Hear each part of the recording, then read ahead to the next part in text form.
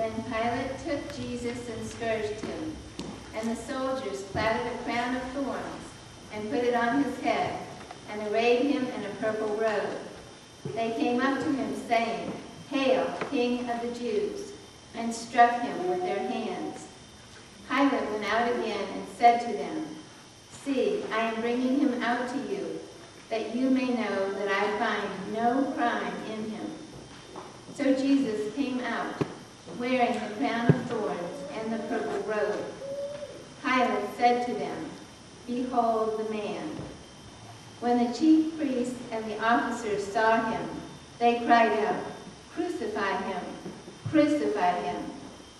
Pilate said to them, "Take him yourselves and crucify him, for I find no crime in him." The religious authorities answered him, "We have a law, and by that law he ought to die, because he has made himself the Son of God." When Pilate heard these words, he was the more afraid. He entered the headquarters again and said to Jesus, "Where are you from?" But Jesus gave no answer. Pilate therefore said to him, "You will not speak to me? Do you not know I have the power to release you and the power to crucify you?" Jesus answered him, "You would have no power over me unless it had been given you from above. Therefore, he who delivered me to you has the greater sin."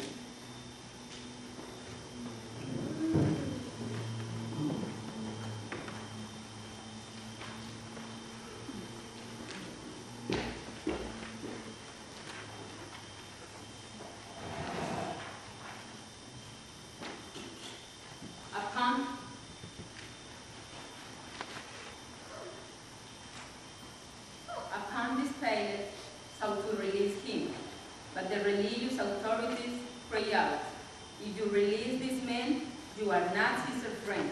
Everyone who makes himself against Caesar."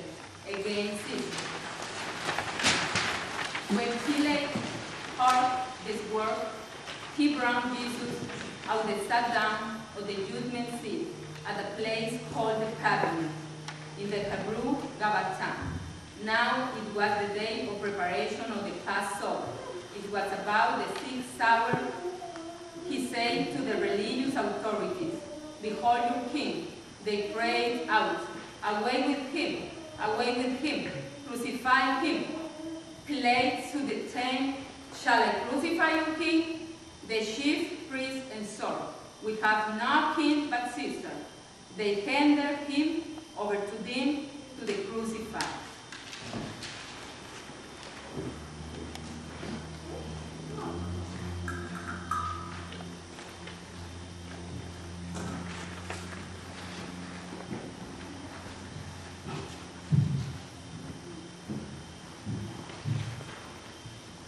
So they took Jesus, and he went out, bearing his own cross, the place called the place of his skull, which is called Hebrew Golgotha. There they crucified him, and with him two others, one on either side, and Jesus between them. Pilate also wrote a letter and put it on the cross.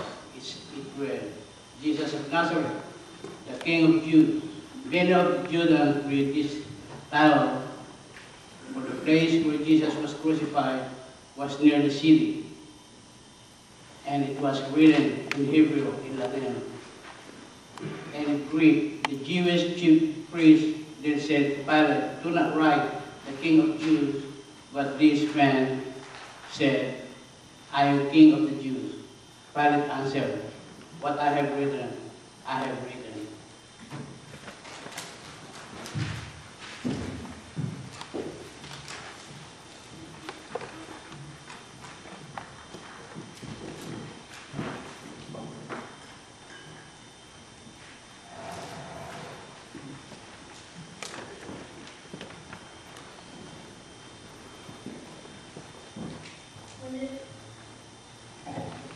When the soldiers had crucified Jesus, they took his garments and made four parts, one for each soldier, also his tunic.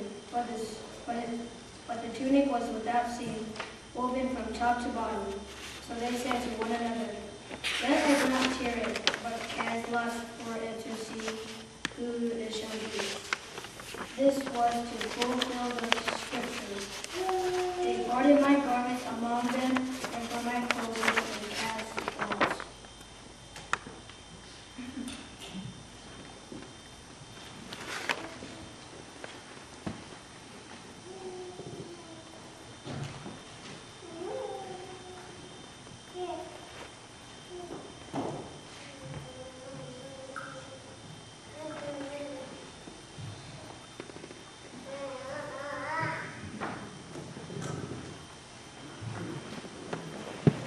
So the soldiers did this, but standing by the cross of Jesus were his mother and his mother's sister, Mary the wife of Clopas, and Mary Magdalene. When Jesus saw his mother and the disciple whom he loved standing near, he said to his mother, "Woman, behold your son." Then he said to the disciple, "Behold your mother." And from that hour, the disciple took her to his own home.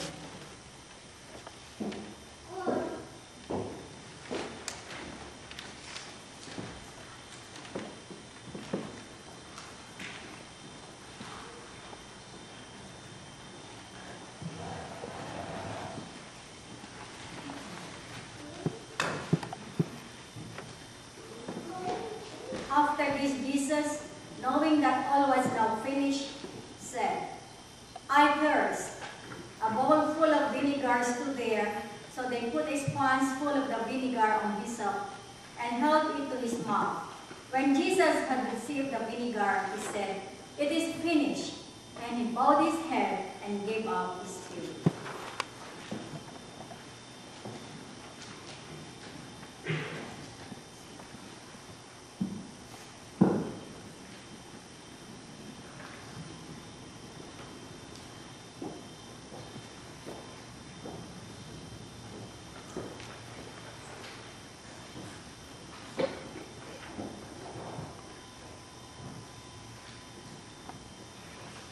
Since it was the day of preparation, in order to prevent the bodies from remaining on the cross on the Sabbath, for that Sabbath was a high day, the religious authorities asked Pilate that their legs might be broken, and that they might be taken away.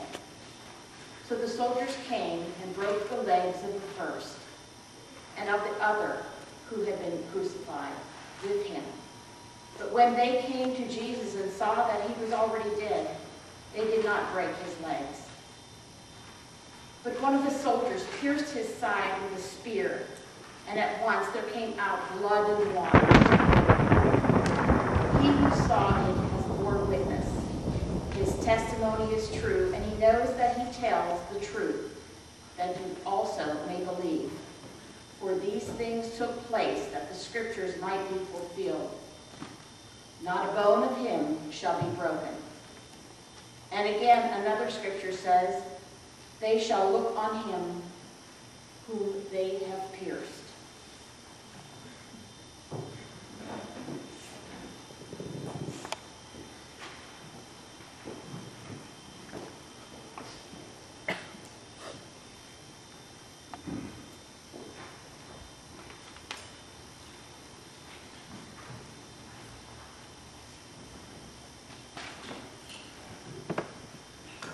After this, Joseph of Arimathea, who was a disciple of Jesus, but secretly, for fear of the religious authorities, asked Pilate that he might take away the body of Jesus, and Pilate gave him leave.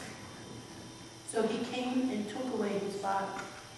Nicodemus also, who had at first come to him by night, came bringing a mixture of myrrh and aloes, about 100 pounds weight. They took the body of Jesus and bound it in linen cloths with the spices, as is the burial custom of Jews. Now in the place where he was crucified, there was a garden, and in the garden a new tomb, where no one had ever been laid. So because of the Jewish day of preparation, As the tomb was close at hand, they laid Jesus there.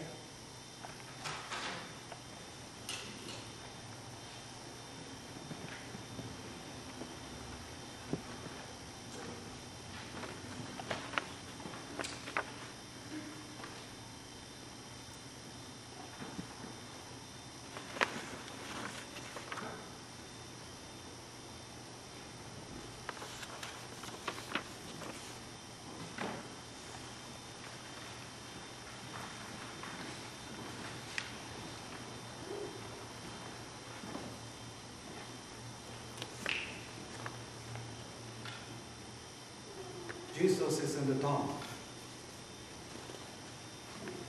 He died for us. He suffered in a terrible way. He's about his moment. It is finished. But it's the beginning. Go in peace. And Jesus Christ, who for our sake became obedient unto death, even death on a cross, give you and strengthen you this night